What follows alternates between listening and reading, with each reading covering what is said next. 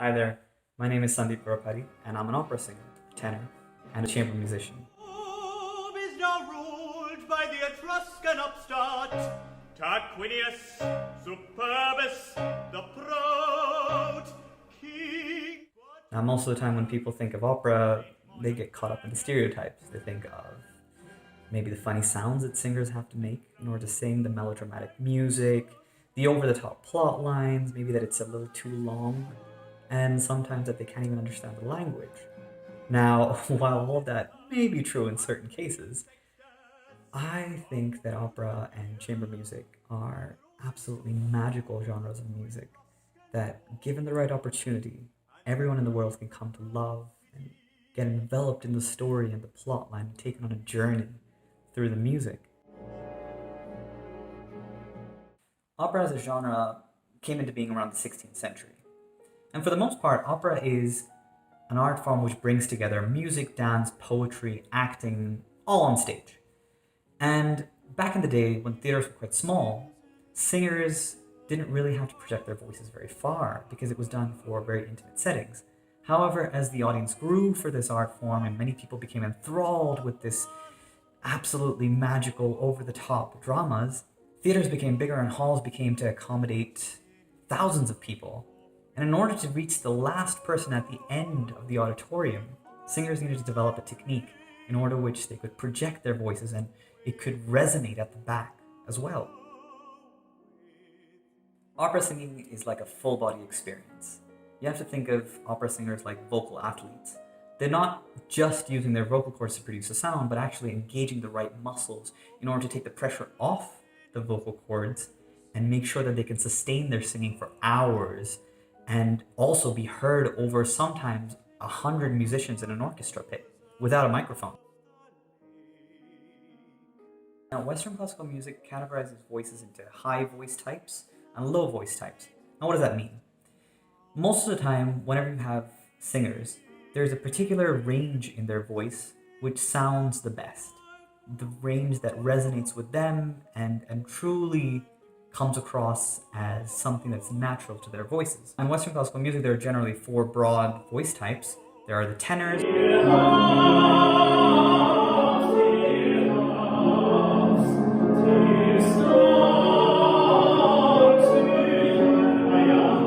the sopranos,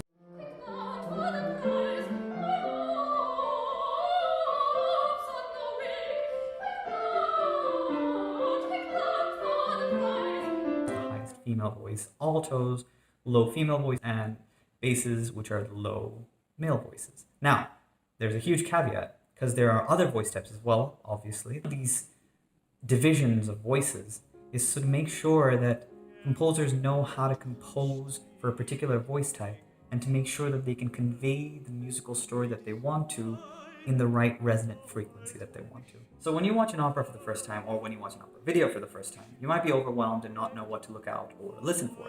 So here are three things that you can definitely look out for to make sure that you have a more immersive experience. Number one are musical motifs. Now, musical motifs are little musical ideas that composers use to attach to a character, an emotion, a plot line, or to tell you that there's danger looming ahead, or just give you emotional context to what's happening on stage at that moment. It gives you a sense of familiarity to make sure that you're still in the plot line and you know that what the characters feel on stage is actually something that you can feel as well. Second is the story.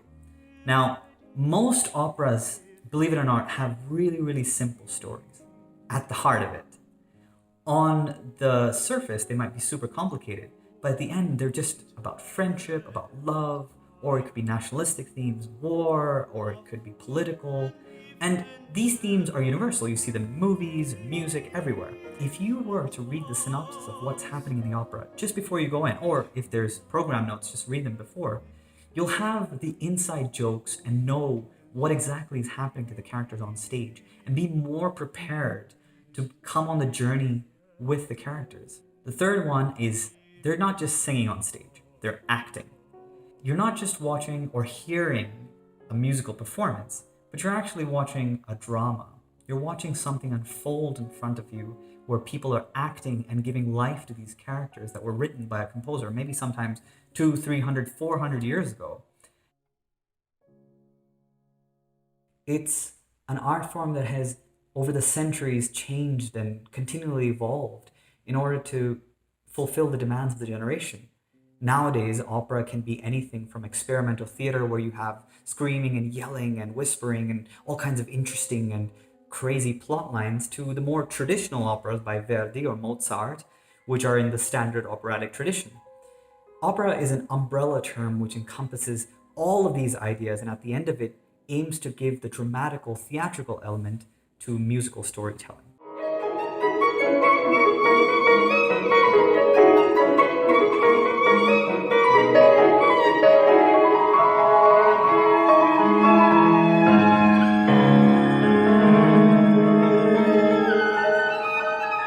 So as what we're seeing in an opera, it's very large and big scale and has this idea of dramatic theatricality. Chamber music, on the other hand, is an intimate dialogue between musicians in small, relatively smaller spaces. Musicians are talking with each other and kind of telling a story through their dialogue. And it's a very, very unique experience. My relationship with a pianist is where we have to learn how to breathe together in a musical phrase. We have to learn how to make sure that we're both together, but not together in terms of like a strict rules, but together in the sense of, are we on the same musical direction? Are we making sure we're telling the same story? The idea of chamber music is to scale everything that is dramatic about an opera and put it in the sense of innovative poetry and convey emotional context to music through a seamless and beautiful dialogue between musicians who are constantly in the present.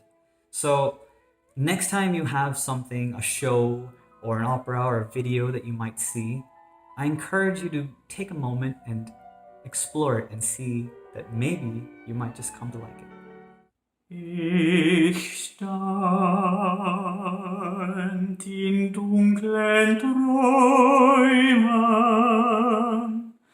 und starrte ihr Bildnis an,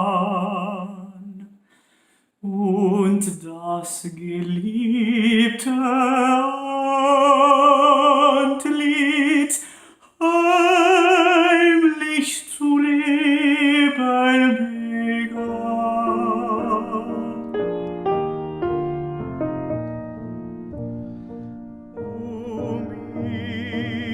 Ihre Lippen zog sich ein Lächeln wunderbar,